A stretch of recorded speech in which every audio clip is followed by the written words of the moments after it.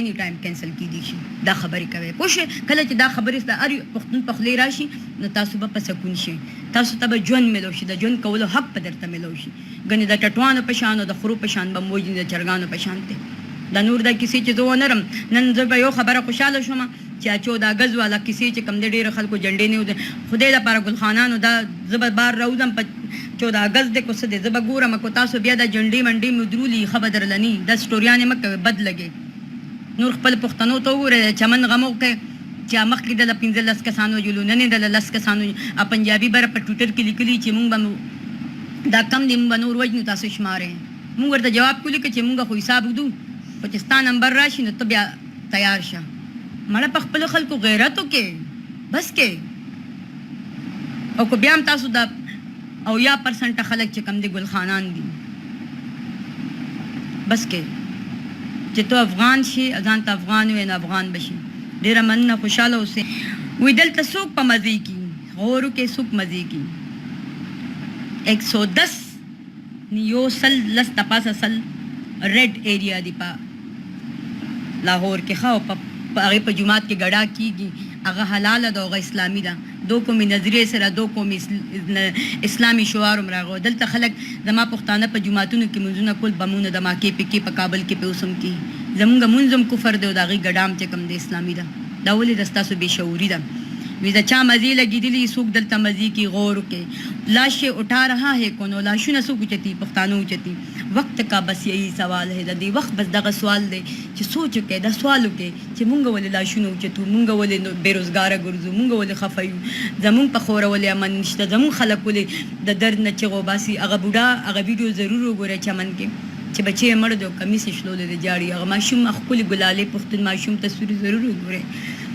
چې کم نن د چمن په دماغه کې مړ دی بهر کټ بهر پختون د جنازې په کټ باندې مرو بالکل خپل احساس چې کم دی نه مونږ ته ژوند کولو تم نه پریدي ګنې مونږ ته بټ تاسو نه زیاتې مزې ملو شي چې مونږ دغه خلکو سره کینو دغه خلکو خبرو من ډېر آفرز ډېر انډایرکټ آفرز را ده خو ضمیر مې نه مني چې د پښتنو په سر باندې سودا او پښتانه داسې پرېږدي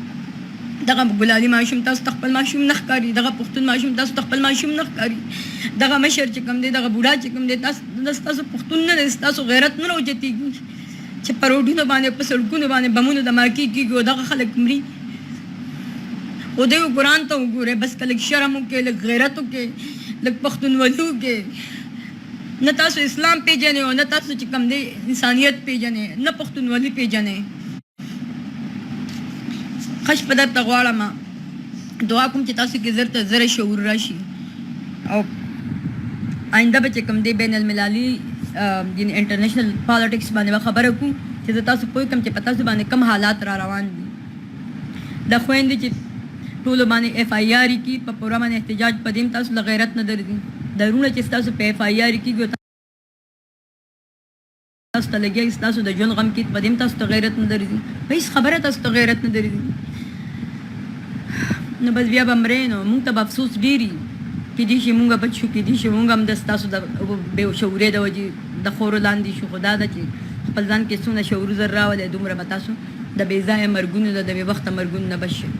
خپل ځان ډېر خیال ساتئ د خپلو ماشومانو خیال ساتئ پښتو ورته وښیئ پښتنو تاریخ ورته وښیئ پښتون اتلان ورته وښیئ د ارتغل مرتغل فیکشن د روح کیسې دي او دا ستاسو خیال په بله اړي خپل خوشحال خان یاد کې خپل عمل خان یاد کې خپل دریا خان یاد کې خپل کالو خان یاد کې خپل باکو خان یاد کې خپل غنی خان یاد کې خپل سمت خان یاد کې خپل باچا خان یاد کې د پردو خلکو اتلان ستاسو د اتلانو د خپو خورو ته هم نه رسي هغه دونه با کرداره او دونه ښه با عمله خلک ډېره مننه خوشحاله اوسئ خپل ځان خیال ساتئ